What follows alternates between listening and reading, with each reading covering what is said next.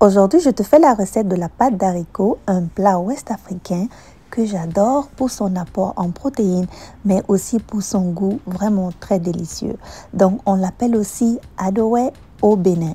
Alors, bienvenue et on s'installe bien pour ce moment de délice. Pour cela, on aura besoin de haricots yeux noirs. Il faut les nettoyer pour enlever le son. Tu peux voir la recette de ce processus sur ma page. On va mettre une casserole au feu et y ajouter les haricots qui sont déjà bien rincés. Le processus de nettoyage de l'haricot peut être un peu long et ardu, mais le résultat est tellement satisfaisant.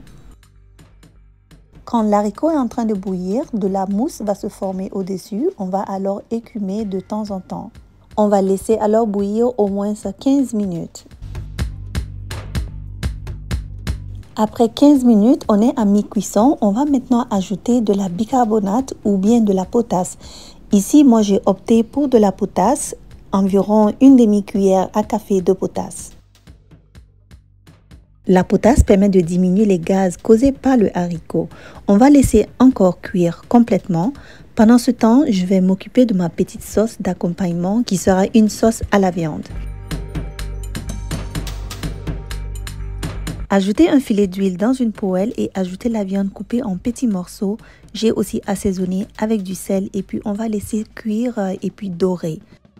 Next step, on ajoute un oignon en dés qu'on va aussi laisser ramollir.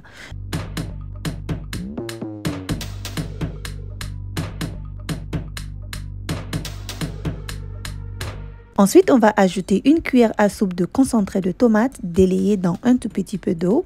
Je cuis ça au moins 5 minutes pour pouvoir couper l'aigreur de la pâte de tomate. Ensuite, on va ajouter les épices qui va être du sel, du poivre, de l'épice toute saison, mais c'est vraiment ce que vous souhaitez comme vous aimez. Ça peut être du curry, du romarin, du laurier, etc.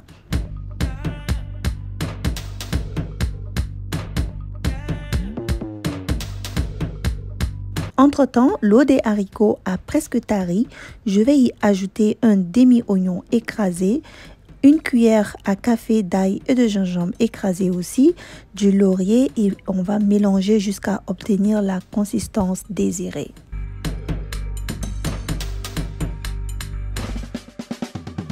Si comme moi, vous aimez la pâte très lisse, vous pouvez la passer au mixeur, sinon mettez-y du tonus et puis malaxez bien.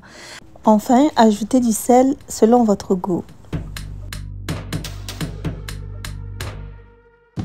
Alors voilà, notre repas est prêt. Vous pouvez manger ça avec du pain aussi. C'est vraiment un pur délice. À très bientôt pour d'autres recettes sur ma page. Bye bye!